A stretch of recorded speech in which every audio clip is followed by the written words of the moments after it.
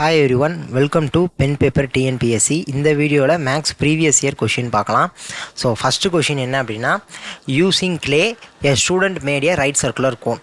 களிமண்ணை பயன்படுத்தி ஒரு மாணவன் ஒரு ரைட் சர்க்குலர் கோனை பண்ணுறான். அதனுடைய ஹைட் என்ன அப்படின்னு கொடுத்துருக்காங்க. அதனுடைய ஹைட் 48 சென்டிமீட்டர். அப்போ அதோட ரேடியஸும் கொடுத்துருக்காங்க. அதனுடைய ஆரம் எவ்வளவு அப்படின்னா 12 சென்டிமீட்டர்னு கொடுத்துருக்காங்க. இப்போ இந்த கோணை இந்த கூம்பை அவன் என்னவா மாற்றுறான் அப்படின்னா கோலமாக மாற்றுறான், ஸ்பியராக மாற்றுறான். அப்போ இதனுடைய ரேடியஸ் என்ன அப்படின்னு கேட்குறாங்க. கோலத்தின் ஆரத்தை காண்க, அதோட ரேடியஸ் இது என்னன்னு கேட்குறாங்க.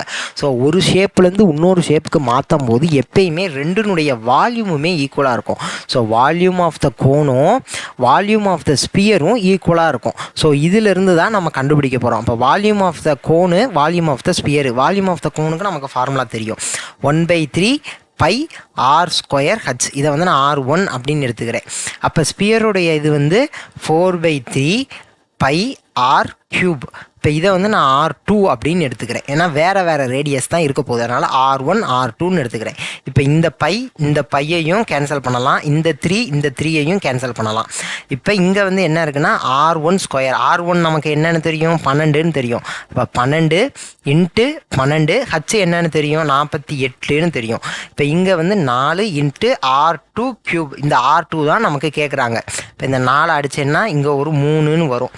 ஸோ அடுத்து என்ன அப்படின்னா 12 4 இன்ட்டு 3 நான் எழுதிக்கிறேன். அப்புறம் ஏனிக்கிறே ஒரு 3. இந்த 48 எப்படி எழுதலாம், 12 இன்ட்டு 4ன்னு எழுதலாமா. இங்கே R2 கியூப் மட்டும் இருக்குது. இப்போ இந்த 12 நான் எப்படி எழுதிக்கிறேன், 4 இன்ட்டு 3ன்னு எழுதிக்கிறேன். இந்த 4 அப்படியே எழுதிக்கிறேன். இங்கே 4 இன்ட்டு 3 இன்ட்டு 3 இதை அப்படியே எழுதுகிறோம். இந்த 4ஐயும் அப்படியே எழுதிக்கிறேன். இந்த 12 4 இன்ட்டு 3ன்னு நான் மாற்றி எழுதிக்கிறேன். இங்கே R2 கியூப். அப்போ இங்கே ஒரு 4, இங்கே ஒரு 4, இங்கே ஒரு 4 இருக்குது. இங்கே ஒரு 3, இங்கே ஒரு 3, இங்கே ஒரு 3 இருக்குது. அப்போ கியூப் ரூட் எடுக்கிறப்ப என்னவா வரும், கியூப் ரூட் எடுக்கிறப்ப இங்கே ஒரு 4 வெளியே வரும், இங்கே ஒரு 3 வெளியே வரும், இங்கே R2. அப்போ R2ஓட வேல்யூ என்னதுன்னா 12. அப்போ 12 சென்டிமீட்டர் அப்படிங்கிறது தான் ஆன்சர். ஸோ ஆப்ஷன் பி தான் ஆன்சர், 12 சென்டிமீட்டர். அடுத்த question, if the total surface area of the solid hemisphere. So total surface area of the solid hemisphere, அரைக்கோளத்தின் மொத்த புறப்பரப்பு. அப்போ அரைக்கோளம்னா இது தானே, இது முழு கோளம், இது அரைக்கோளம். அப்போ அரைக்கோளத்தினுடைய டோட்டல் சர்ஃபேஸ் ஏரியா என்னன்னு கேட்குறாங்க. அப்போ இதனுடைய சர்ஃபேஸ் ஏரியா ஒரு 2πr² வரும். இப்போ கீழே இங்கே ஒரு இது இருக்குது பாருங்கள். ஆக்சுவலாக இப்படி வந்துச்சுன்னா கீழே ஒரு ரவுண்டு இருக்குது. இந்த ரவுண்டுக்குடைய ஏரியா என்னென்னா πr².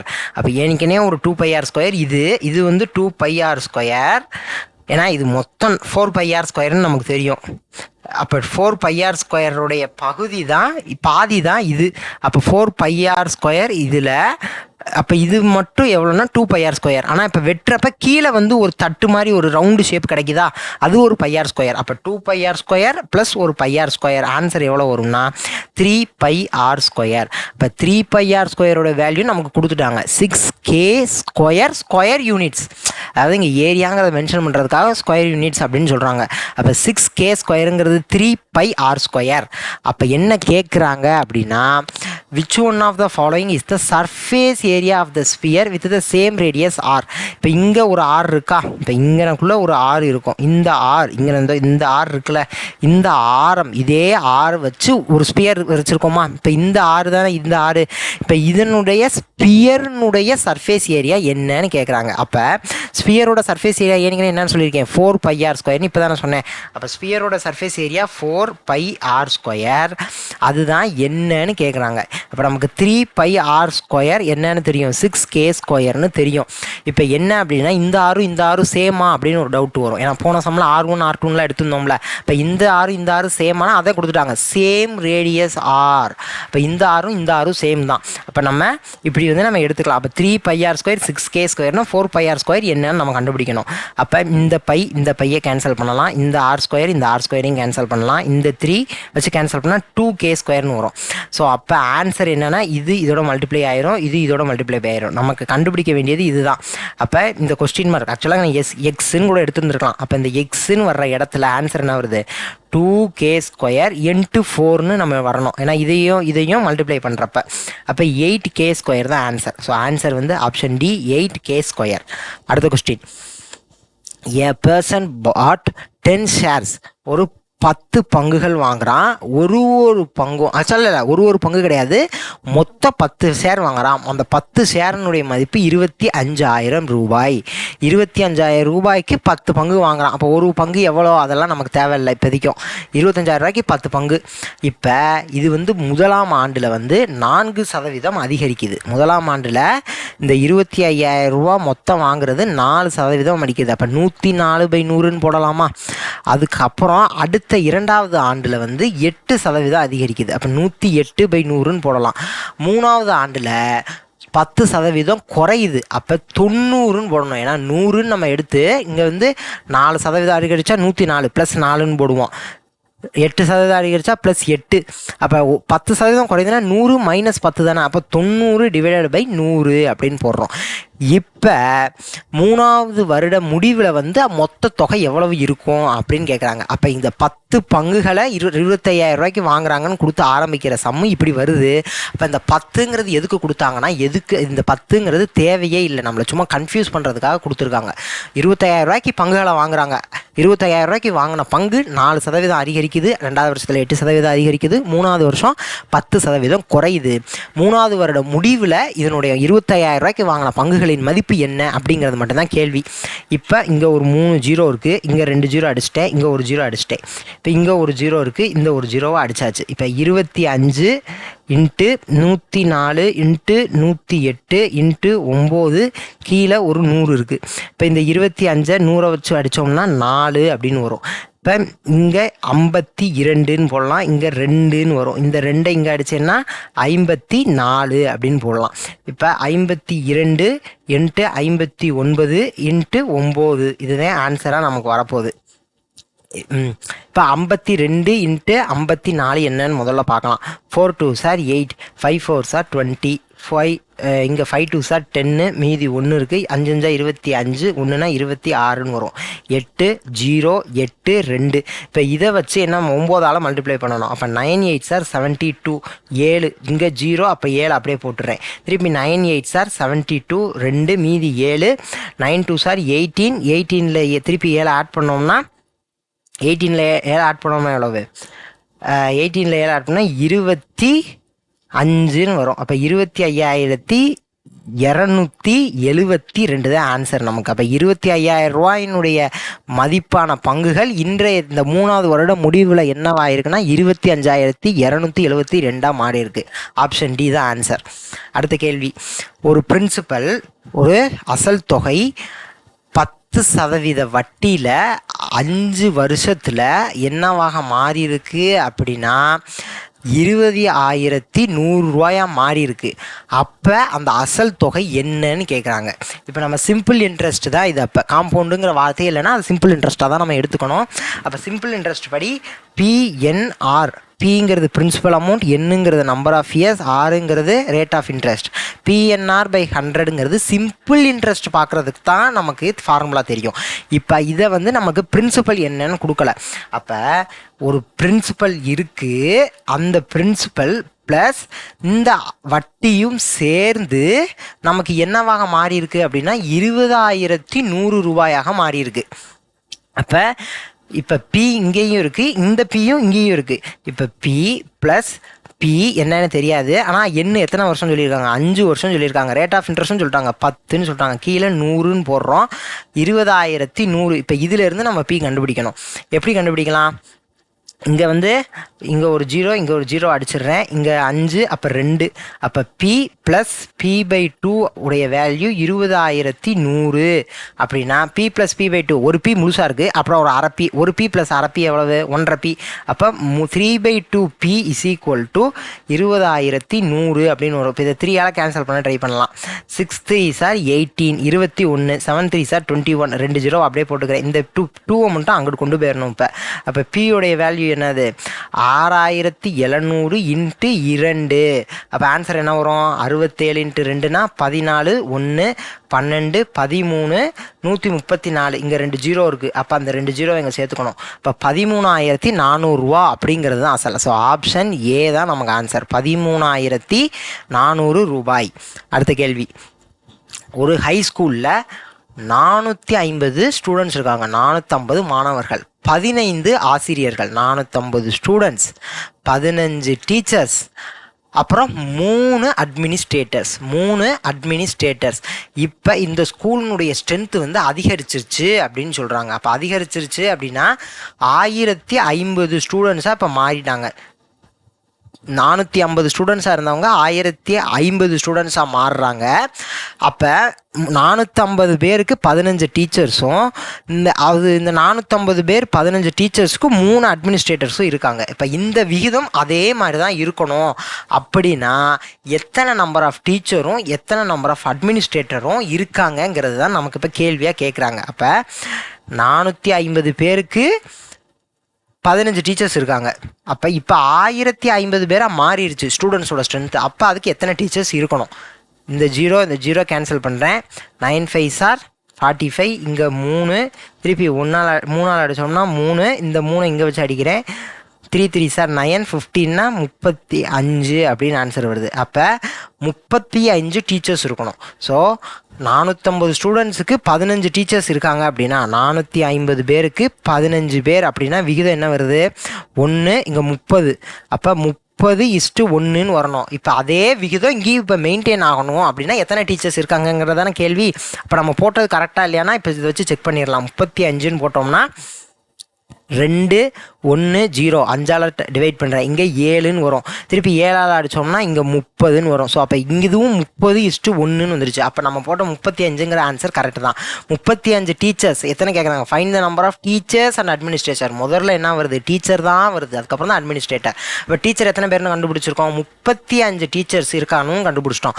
அப்போ ஆப்ஷன் ஏ இதுதான் கரெக்டு. ஆனால் 7 நம்ம நீ கண்டுபிடிக்கவே இல்லை, வேணால் செக் பண்ணி பார்த்துக்கலாம். இப்போ 15 டீச்சர் இருக்கிற இடத்துல 35 டீச்சர் இருக்காங்க அப்படின்னா 3 அட்மினிஸ்ட்ரேட்டர் இருக்கிற இடத்துல எத்தனை பேர் இருக்கணும்?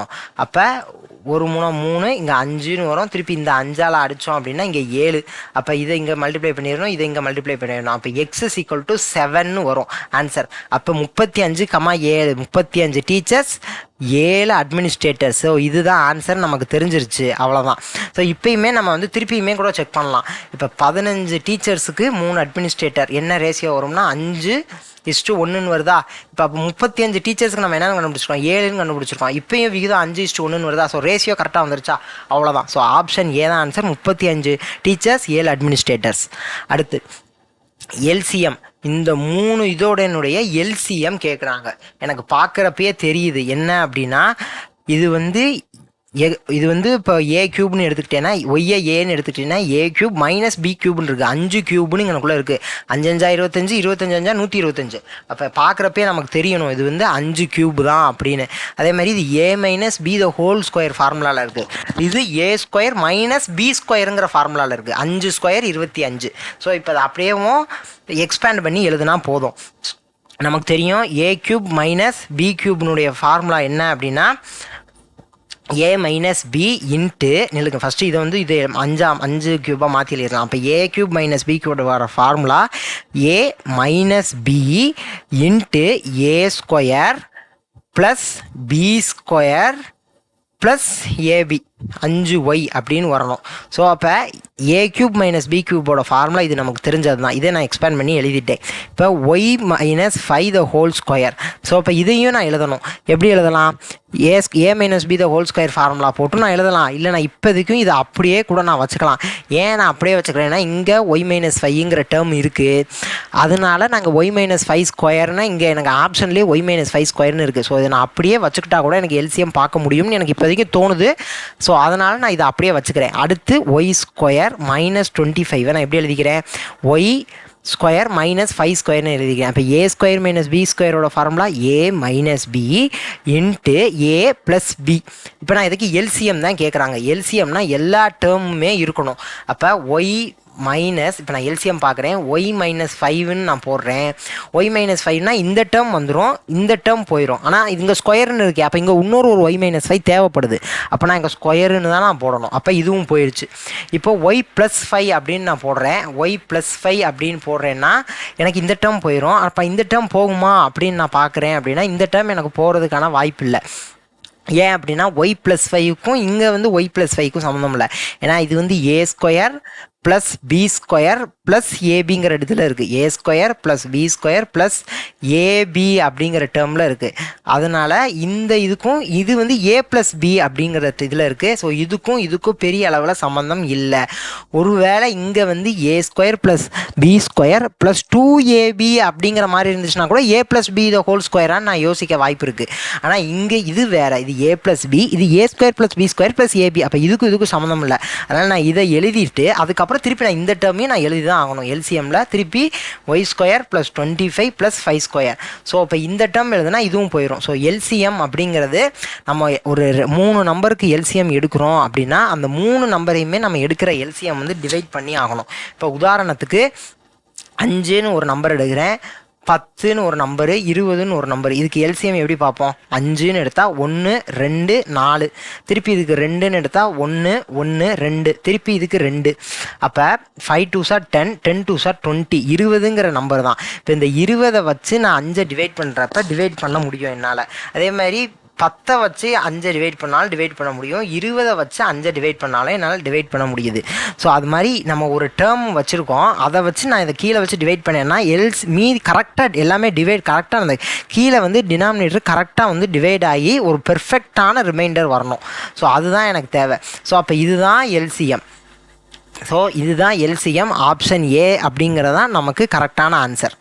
ஸோ அடுத்த கொஸ்டின் போகலாம். 10% ஆஃப் 20% ஆஃப் 25% ஆஃப் 8000 என்னன்னு கேட்குறாங்க. அப்போ இதை அப்படியே மாற்றினா நமக்கு வேலை முடிஞ்சிச்சு. 10%ங்கிறது 10/100, ஆஃப்னா இன்ட்டு போட்டுக்கிறேன். 20%ங்கிறது 20/100, திருப்பி ஆஃபுக்கு இன்ட்டு. 25%ங்கிறது 25/100, ஆஃப் 8000 என்னங்கிறது தான் நமக்கு இப்போ கேள்வியாக கேட்குறாங்க. அப்போ மேலே ஒரு 0 கீழே ஒரு 0, இங்கே மேலே ஒரு 0 கீழே ஒரு 0, இங்கே 1 கீழே வந்து என்ன அடித்தா 4ன்னு வரும். இப்போ இங்கேயும் 1 கீழே அடித்தா 5ன்னு வரும். இப்போ இங்கே 10 இருக்குது, இங்கே 5 இருக்குது, இங்கே 4 இருக்குது. இந்த 10க்கு நான் இதை அடிச்சுட்டு இங்கே நான் ஒரு 0 நான் அடிச்சுக்கிறேன். அதேமாதிரி 5ஆல் கீழே அடித்தேன் அப்படின்னா என்ன வரும்? 15 போனதுக்கு மீதி 3ன்னு வரும். அப்போ 30, 6 5s are 30, இந்த 0வா அப்படியே போட்டுடலாம். அப்போ 4ஆல் அடித்தேன் அப்படின்னா திருப்பி 4, திருப்பி 0. ஸோ கேன்சல் பண்ணுறப்ப கேர்ஃபுல்லாக கேன்சல் பண்ணணும். இங்கேயும் மேலே இங்கேயும் ஒன்றும் இல்லை, இங்கேயும் மேலே இங்கேயும் ஒன்றும் இல்லை. அதாவது 1 தான் இருக்குது, வேறு நம்பரில் 1, இங்கேயும் 1, இங்கேயும் 1, இங்கேயும் 1, இங்கே மட்டும்தான் 40 இருக்குது. So answer 40. கேன்சல் பண்ணுறப்ப நல்லா பெருசாக இடம் விட்டு நல்லா எழுதிக்கிட்டு கேன்சல் பண்ணுறப்ப தான் வேறு எந்த நம்பரையும் நம்ம மிஸ் பண்ண மாட்டோம். இல்லைனா வேறு ஏதாவது ஒரு நம்பர் இருக்கும், அதை நம்ம மிஸ் பண்ணிவிட்டு ஆன்சர் மாற்றி போடுறதுக்கான சான்சஸ் இருக்குது. அடுத்த question, what is the unit digit of the sum அப்படின்னு சொல்லி இந்த ஃபேக்டோரியலாக கொடுத்துட்டு நடுவில் வந்து ஆட் பண்ணுற மாதிரி கொடுத்துட்டு இதனுடைய கூட்டி ஒரு ஆன்சர் வருதா? அப்போ உதாரணத்துக்கு ஒரு 3 டிஜிட்லேயோ 4 டிஜிட்லேயோ வருது. இந்த 4 டிஜிட்டில் இந்த யூனிட் டிஜிட், இதுதான் யூனிட் டிஜிட், 1ஆம் இலக்கம். இந்த 1ஆம் இலக்கத்தினுடைய மதிப்பு என்னவாக இருக்கும் அப்படின்னு கேட்குறாங்க. இப்போ இதுக்கு நம்ம இதை ஃபஸ்ட்டு விரித்து எழுதிடலாம். 2 ஃபேக்டோரியல். ஃபேக்டோரியல்னா என்ன? 2 ஃபேக்டோரியல் அப்படின்னா 2 × 1 அப்படின்னு அர்த்தம். 3 ஃபேக்டோரியல்னா 3 × 2 × 1, அதாவது 3 ஃபேக்டோரியல்னா 1 முடிக்க அதுக்கு முன்னாடி இருக்கிற நம்பர்லாம் மல்டிப்ளை பண்ணிட்டு போகணும். 4 ஃபேக்டோரியல்னா 4 × 3 × 2 × 1. இப்போ 2 ஃபேக்டோரியல் நான் எடுக்கிறேன். 2 × 1 2, 3 ஃபேக்டோரியல் 3 × 2 × 1, அப்போ 3 2s are 6, × 1 6 தான் வரப்போகுது. இப்போ நம்ம இப்படியே நம்ம மல்டிப்ளை பண்ணுறப்ப நமக்கு இதனுடைய வேல்யூ என்னன்னு தெரியும்? 6ன்னு தெரியும். அப்போ 6 × 4 24. அடுத்து திருப்பி 5 ஃபேக்டோரியல் போகிறப்ப நமக்கு என்னென்னு தெரியும்? 5 × 24 மல்டிப்ளை பண்ணால் போதும். ஏன்னா 5 × 4 × 3 × 2 தான் 5 ஃபேக்டோரியல். அப்போ 5 × 4 × 3 × 2 × 1. ஆனால் அந்த 4 × 3 × 2 × 1 வேல்யூ 24 நம்ம ஏற்கனவே கண்டுபிடிச்சி வச்சுருக்கோம். அப்போ 5 × 24 மட்டும் மல்டிப்ளை பண்ணால் போதும். ஸோ 24 × 5 அப்படின்னா 5 4s are 20, 2 மிச்சம், 5 2s are 10, அப்போ 2னா 12, 120ன்னு வரப்போகுது. இப்போ 120 அப்படின்னா எனக்கு ஒன்று தோணுது, இங்கேயே இப்போ 0ன்னு வருது. அப்போ 10, 20, 30 கூடுதல் வந்து இப்போ நான் 60ன்னு எடுத்துக்கிறேன்.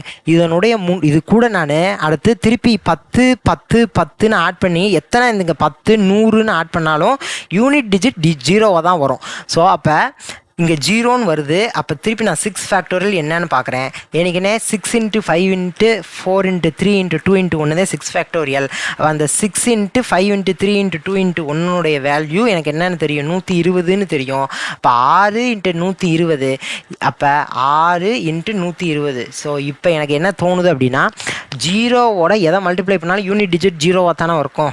இப்போ தான் சொன்னேன், எத்தனை தடவை இப்போ கூட்டிக்கிட்டே போனாலும் யூனிட் டிஜிட் 0வாக தான் வரப்போகுது. ஸோ மல்டிப்ளை பண்ணாலும் யூனிட் டிஜிட் 0 தான். இப்போ 6 2s are 12, மீதி 1, 6 7, 720ன்னு வரப்போகுது. இப்போ 720 இந்த 0 இங்கேயும் 0. அப்போ யூனிட் டிஜிட்டில் 0வாக இருந்துச்சு அப்படின்னா திருப்பி யூனிட் டிஜிட் 0வாக தான் வரும். ஸோ அதுக்கப்புறம் அதே நேரத்தில் 2 சொல்லியிருக்கேன். அதாவது யூனிட் டிஜிட் 0வாக வந்து நம்ம ஆட் பண்ணிக்கிட்டே போனாலும், அதாவது இப்போ 100 யூனிட் டிஜிட் 0, திருப்பி 500 யூனிட் டிஜிட் 0, திருப்பி ஒரு 520 யூனிட் டிஜிட் 0. இப்போ இதனுடைய கூடுதல் எல்லாத்தையும் நம்ம கூட்டினா திருப்பி யூனிட் டிஜிட் 0வாக தான் வரும். ஒன்று. ரெண்டாவது விஷயம், நம்ம மல்டிப்ளை பண்ணுறப்ப ஒரு 0 யூனிட் டிஜிட்டில் இருக்கிறப்ப, உதாரணத்துக்கு 110, அதோட என்ன நம்பர் மல்டிப்ளை பண்ணாலும் 5 மல்டிப்ளை பண்ணாலும் 550ன்னு வரப்போகுது. திருப்பி அதோட யூனிட் டிஜிட் 0. இப்போ 120, இப்போ இதனோட யூனிட் டிஜிட் 0, இதனோட நான் என்ன மல்டிப்ளை பண்ணாலும் திருப்பி யூனிட் டிஜிட் 0வாக தான் வரும். இப்போ இது உதாரணத்துக்கு 7 மல்டிப்ளை பண்ணுறதுனால திருப்பி யூனிட் டிஜிட் 0வாக தான் வரும். அப்போ அடிஷனில் யூனிட் டிஜிட் 0வாக இருந்தாலும் யூனிட் டிஜிட் 0 தான். திருப்பி அதே நேரத்தில் மல்டிப்ளை பண்ணுறப்போ ஒரு நம்பருடைய யூனிட் டிஜிட் 0னா ஆன்சர் யூனிட் டிஜிட் 0வாக தான் வரப்போகுது. இப்போ நான் என்ன பண்ணணும் அப்படின்னா 7 ஃபேக்டோரியல் இங்கே போட போகிறேன். ஆனால் 7 ஃபேக்டோரியலோட வேல்யூ 7 × 720. அப்போ 7 × 720. இப்போ தான் சொல்லியிருக்கேன், யூனிட் டிஜிட் 0வாக இருந்து நம்ம மல்டிப்ளை பண்ணோம்னா இந்த வேல்யூவோட யூனிட் டிஜிட்டும் 0வாக தான் வரும். ஸோ அப்போ இதே மாதிரி நீ 22 ஃபேக்டோரியலுடைய வேல்யூவும் யூனிட் டிஜிட் 0 தான். அப்போ இதிலேருந்து இந்த 120லேருந்து இங்கே இருக்கிற 22 ஃபேக்டோரியல் 22 ஃபேக்டோரியல் முடிக்க எனக்கு யூனிட் டிஜிட் 0 தான் வரப்போகுது. நல்லா தெரிஞ்சிருச்சு. இப்போ எனக்கு என்ன தேவைன்னா யூனிட் டிஜிட்டோடைய இதை 3 ஆட் பண்ணி என்ன யூனிட் டிஜிட் வருதோ அதை நான் 0வோட ஆட் பண்ணிவிட்டு அதுதான் எனக்கு ஆன்சராக அமைய போகுது. இப்போ 2 + 6 8, 8 + 4 12, 12ஓட 0வா திருப்பி கூட்டினா எனக்கு திருப்பி அதோட யூனிட் டிஜிட் என்னவா வரும், 2ஆத்தே வரும். ஸோ 0வோட யூனிட் டிஜிட் எல்லாமே 0வாக இருந்துச்சுன்னா 0. அப்போ 0வோட வேறு ஏதோ ஒரு நம்பரை கூட்டினேன்னா எனக்கு அந்த நம்பர் தான் யூனிட் டிஜிட்டாக வரப்போகுது. அப்போ இதோட யூனிட் டிஜிட் 2. இது எல்லாத்தோடையும் சேர்த்து இங்கே 120ல் ஆரம்பித்து 22 ஃபேக்டோரியல் முடிக்க எனக்கு யூனிட் டிஜிட் வந்து 0. அப்போ இந்த 3னுடைய யூனிட் டிஜிட் மட்டும் நான் கணக்கு பண்ணி இதோட நான் ஆட் பண்ணிக்கிட்டேன், அந்த 0வோட ஆட் பண்ணிக்கிட்டேன், எனக்கு அதுதான் யூனிட் டிஜிட். அப்போ இதை 3ஐயும் கூட்டுற, இந்த 3னோட யூனிட் டிஜிட்டையும் கூட்டுறப்ப எனக்கு ஆன்சர் 12ன்னு வருது. அப்போ இந்த 2 தான் எனக்கு யூனிட் டிஜிட். ஏன்னா 2 + திருப்பி 0 வந்து 2 தான். அப்போ ஆன்சர் வந்து 2 தான் யூனிட் டிஜிட்டாக வரப்போகுது. ஸோ ஆப்ஷன் பி தான் ஆன்சர். அடுத்த கேள்வி, 10 விவசாயிகள் சேர்ந்து 21 நாளில் வந்து உழுது முடிக்கிறாங்க ஒரு நிலத்தை. இப்போ எத்தனை நாட்கள் கம்மியாக இருக்கும்னு கேட்குறாங்க. எப்போனா 14 விவசாயிகள் அதே வேலையை பார்க்குறப்ப. இப்போ 14 விவசாயிகள் பார்க்குறப்ப எத்தனை நாளுன்னு நம்ம கண்டுபிடிச்சிட்டு அதிலிருந்து நம்ம என்ன பண்ணணும் அப்படின்னா 21 கழிச்சிடணும். இப்போ எத்தனை நாட்கள் கம்மியாக இருக்குது அப்படின்னு தெரிஞ்சிடும். இப்போ 2 7, இது வந்து 3 × 7 21, இந்த 2 அடிச்சேன்னா 5. இப்போ 15 நாட்கள் தான். இப்போ ஃபஸ்ட்டு 10 விவசாயிகள் செய்கிறப்ப 21 நாட்கள் ஆயிருக்கு. ஸோ ஆக்சுவலாக இது மாற்றி போட்டிருக்கேன், 21 - x தான். ஸோ அப்போ 10 விவசாயிகள் செய்கிறப்ப 21 நாட்கள் ஆயிருக்கு. இப்போ 14 விவசாயிகள், ஸோ ஆட்கள் கூடுறப்ப நாட்கள் கம்மியாகும். ஆட்கள் கூடுறப்ப நாட்கள் கம்மியாகத்தானே செய்யும். அப்போ 14 பேர் சேர்ந்து செய்கிறப்ப எனக்கு 15 நாள் தான் ஆயிருக்கு. இப்போ ஆன்சர் 15 அப்படின்னு கேட்டால் கிடையாது. ஆப்ஷன் 7 அதே வச்சுருக்காங்க நம்மளை கன்ஃபியூஸ் பண்ணுறதுக்காக. என்ன கேட்குறாங்க அப்படின்னா எத்தனை நாட்கள் குறைஞ்சது அப்படின்னு தான் கேட்குறாங்க. எத்தனை நாட்கள் கம்மியாக இருக்குது அந்த வேலையை முடிக்கிறதுக்கு அப்படின்னா ரெடியூஸ்டு நம்பர் ஆஃப் டேஸ் தான் தேவை நமக்கு. அப்போ எத்தனை 21லேருந்து இப்போ 15, 6 நாட்கள் குறைந்துள்ளது. ஸோ ஆன்சர் வந்து என்னது, 6 தான் ஆன்சரு. ஆப்ஷன் சி தான் நமக்கு ஆன்சர். 6 days அப்படிங்கிறதான் நமக்கு ஆன்சராக வரப்போகுது. ஸோ அடுத்த கேள்வி, ஒரு பாக்டீரியா கல்ச்சர் முதல் மணி நேரத்தில் 1 மணி நேரத்தில் வந்து 5% வளருது. அப்போ பாக்டீரியா கல்ச்சரில் எவ்வளோ இருந்தது அப்படிங்கிறது இப்போதைக்கும் தெரியாது. ஆனால் எவ்வளோ 1 மணி நேரத்தில் எவ்வளோ வளருது, 5% வளருது. அப்போ 105/100. 2வது மணி நேரத்தில் 8% குறையுது. அப்போ 92/100. திருப்பி அடுத்த 1 மணி நேரத்தில் 3ஆம் மணி நேரத்தில் 10% வளருது. இப்போ 3 மணி நேரம் முடிவில் எவ்வளோ பாக்டீரியா இருந்திருக்குங்கிறதான் கேள்வி. அதாவது என்ன கொடுக்குறாங்க அப்படின்னா, இனிஷியலாக நம்ம எக்ஸுன்னு நான் எடுத்துக்கிட்டேன்ல, அதனுடைய வேல்யூ வந்து 10,000 அப்படின்னு சொல்லிட்டாங்க. ஸோ ஆரம்பத்திலே இதை கொடுத்துருக்கணும், ஆனால் நம்ம கடைசி கொடுத்துருக்காங்க. தொடக்கத்தில் அதன் எண்ணிக்கை 10,000. ஸோ கொஸ்டினை ஃபுல்லாக ரீட் பண்ணிவிட்டு நம்ம வந்து இது பண்ணணும். ஃபஸ்ட்டு 10,000 இருக்குது, முதல் மணி நேரத்தில் 5% வளருது, 2வது மணி நேரத்தில் 8% கம்மியாகுது, 3வது மணி நேரத்தில் 10% வளர்ச்சி அடையுது. இப்போ 3 மணி நேரம் முடிவில் எத்தனை இருக்கும் அப்படிங்கிறதான் கேள்வி. ஸோ இங்கேருந்து 4 0 இருக்குது, இங்கே 2 0, இங்கே 2 0 அடிச்சிட்டேன்.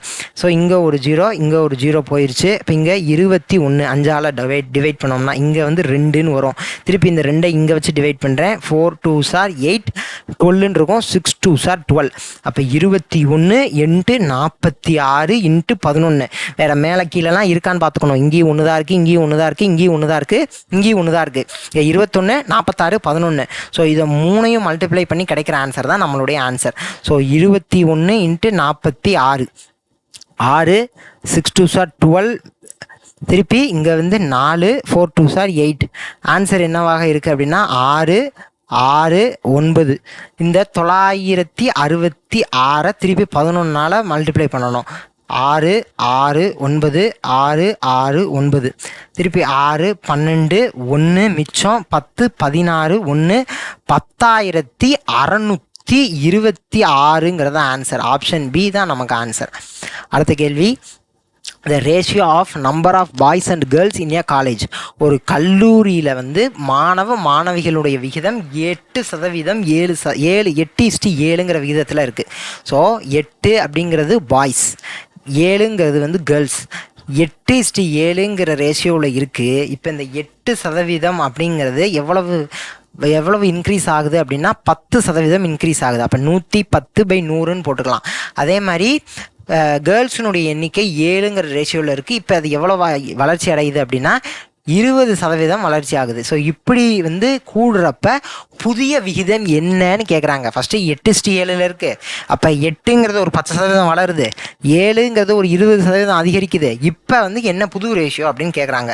ஸோ அப்போ நம்ம இந்த 100ஐயும் டிவைட் பண்ணலாம். இந்த 0வையும் இந்த 0வையும் நம்ம அடிச்சிடலாம். இங்கே 88ன்னு வந்திருக்கும். இங்கே 7 × 12ங்கிறது 84. நான் 10 × 7 70. திருப்பி ஒரு 7 7 14னா 84 வந்திருக்கும். அப்போ இதை நான் டிவைட் பண்ண முடியும். 44, இங்கே வந்து 42. திருப்பி நான் டிவைட் பண்ணேன்னா 22, 2ஆல் டிவைட் பண்ணுறேன். 22, இங்கே 21. இதுக்கு மேலே டிவைட் பண்ண முடியாது. அப்போ 22:21ங்கிறது தான் ஆன்சர். ஸோ ஆப்ஷன் சி அப்படிங்கிறது தான் ஆன்சர். அடுத்த கேள்வி, ஹையஸ்ட் காமன் ஃபேக்டர், மீப்பெரு பொது வகுத்தி என்ன அப்படின்னு தான் கேட்குறாங்க. ஸோ HCF கேட்குறாங்க, ஆனால் ஒரு நம்பர்ஸுக்கு கேட்கல, ஒரு பொதுவாக ஒரு இது கொடுக்குறாங்க. இப்போ என்னங்கிறது நமக்கு என்னன்னு கொடுத்துட்டாங்க, நேச்சுரல் நம்பர். அதாவது 1லேருந்து ஆரம்பிக்குது அப்படின்னு சொல்லிட்டாங்க. 1 2 3லேருந்து வருது, 0 சேர்க்கக்கூடாது, ஹோல் நம்பர் கிடையாது. அப்போ நேச்சுரல் நம்பர்னால் 1 2 3. அதுலேயும் என்ன 1 காட்டி பெருசுன்னு வேறு சொல்லிட்டாங்க. அப்போ 1ஐயும் நம்ம சேர்க்கக்கூடாது, 2லேருந்து எடுத்துக்கலாம். இப்போ நம்ம என்ன வந்து ஒரு 3ன்னு எடுத்துக்கிறோம். ஏன்னா இதை நம்ம இப்படியே வச்சுக்கிட்டு கண்டுபிடிக்கிறதுக்கு ரொம்ப நேரம் ஆகும். ஸோ என்னங்கிறது ஒரு நம்பர் எடுத்து சப்ஸ்டிட் பண்ணிட்டோம்னா அதுலேருந்து நமக்கு ஈஸியாக ஆன்சர் கிடச்சிரும். அப்போ என் அப்படிங்கிறது நான் 3ன்னு நான் எடுத்துக்கிறேன். அப்போ ஃபஸ்ட்டு இதனுடைய ஆன்சர் என்னவாக இருக்கும் அப்படின்னா, எண்ணுக்கு 3ன்னு சப்ஸ்டிட் பண்ணுறேன். 3 - 1 2 ஸ்கொயர் 4. அப்போ A⁴. அடுத்து இங்கேயும் நான் 3ன்னு சப்ஸ்டிட் பண்ணேன்னா 3 ஸ்கொயர் 9 கிடைக்கும். -1 A⁴ ஆன்சர் வரும் எனக்கு. இப்போ இங்கேயும் நான் 3னா 3 ஸ்கொயர் 9 + 1 10. அப்போ இங்கே வந்து A⁴ அப்படின்னு வரும். இங்கேயும் நான் 3ன்னு சப்ஸ்டிட் பண்ணேன்னா 3 + 1 4, 4 ஸ்கொயர் 16 ஆன்சர் கிடைக்கும். ஸோ எனக்கு 4 ஆன்சர் கிடச்சிருச்சு. இதில் வந்து HCF என்னன்னு கேட்குறாங்க. HCFனா என்ன? இப்போ ஏவை வச்சு ஃபஸ்ட்டு நான் டிவைட் பண்ணுறேன். அப்போ இங்கே என்னவாகும், A⁴, இங்கே A⁴7, A⁴9 வரும். இங்கே வந்து A⁴15 வரும். ஸோ திருப்பி இங்கே நான் இப்போ ஏ வச்சு டிவைட் பண்ணுறேன். A² A⁴6 A⁴8 A⁴14. அப்போ திருப்பி ஒரு திருப்பி ஒன்று குறையும், a power 5 a power 7 a power 13. அப்போ திருப்பியும் ஒரு ஏ வச்சு டிவைட் பண்ணோம்னா இங்கே 1ன்னு வந்துருச்சு. இங்கே a power 4 a power 6 a power 12. So இதுக்கு மேலே ஹச்சிசிஎஃப் கண்டுபிடிக்க முடியாது, ஏன்னா இங்கே 1ன்னு வந்துருச்சு. அதனால் இங்கே 1ன்னு தான் போட முடியும். அப்போ இனிமேல் வந்து 1 மட்டும்தான் போட முடியும். அப்போ இங்கே இருக்கிறது தான் என்னோட ஹச்சிசி வேல்யூ, ஹச்சிசிஎஃபோட ஆன்சர். இப்போ A into A into A into A என்னதுன்னா ஏ பவர் 4. ஸோ அப்போ ஏ பவர் 4 தான் எனக்குரிய ஆன்சர். இப்போ ஏ பவர் 4 எதுக்கு வந்திருக்கு? இதுக்கு தான் வந்திருக்கு. நேராக எழுதியிருக்கேன் பாருங்கள், அதுக்கு தான் நேராக எழுதிடணும். நேராக எழுதுனா ஈஸியாக கண்டுபிடிச்சிக்கலாம். ஸோ ஏ பவர் 4 தான் ஆன்சர். அப்போ A power n-1 the whole square, இதுதான் ஆன்சர். ஏ பவரில் n-1 the whole square. So option A அப்படிங்கிறது தான் என்னுடைய ஆன்சராக வரப்போகுது. இவன்னா நம்ம வந்து இதை எப்படி வேறு ஏதாவது ஒரு நம்பர் போட்டு கூட நம்ம திருப்பி ஒரு தடவை கன்ஃபார்ம் பண்ணிக்கலாம். நான் என்னங்கிறது 3ங்கிறது சின்ன நம்பருக்காக எடுத்தேன். இப்போ 4லாம் போட்டோம்னா இன்னும் இந்த இடத்துலலாம் பெரிய நம்பராக வரும். நான் ஏ பவர் 4 + 1 5 ஸ்கொயர் அப்படிங்கிறது 25க்கு போய் நின்றோம். ஸோ அப்போ இன்னும் பெருசாக வரும். வேணால் ஒரு இது வச்சு நம்ம செக் பண்ணிக்கலாம். ஸோ ஆக்சுவலாக இதுக்கு ஏஏவா எல்சிஎம் எடுக்கணும்னு அவசியம் இல்லை. நமக்கு பார்த்தோன்னே தெரியுது இதில் இருக்கிறதுல எது சின்ன நம்பர் அப்படின்னா ஏ பவர் 4 தான். அப்போ ஏ பவர் 4 வச்சு டிவைட் பண்ணிடலாம். ஃபஸ்ட்டு ஸ்டெப்பே ஏ பவர் 4 வச்சு டிவைட் பண்ணிட்டோம் அப்படின்னா இந்த இடம் நமக்கு கிடச்சிரும். 1 இங்கே வந்து ஏ பவர் 4, இங்கே வந்து ஏ பவர் 6, இங்கே வந்து ஏ பவர் 12. அப்போ இந்த இதே வந்துடும். அப்போ ஏ பவர் 4ன்னு டேரெக்டாகவே டிவைட் பண்ணலாம். நான் புரியணுங்கிறதுக்காக ஏ வச்சு ஒவ்வொரு தடவையாக டிவைட் பண்ணியிருக்கேன். ஸோ ஆப்ஷன் ஏ அப்படிங்கிறது தான் நமக்கு ஆன்சராக வரப்போகுது. ஸோ அவ்வளோதான் முடிஞ்சது. Thank you to all. தேங்க்யூ.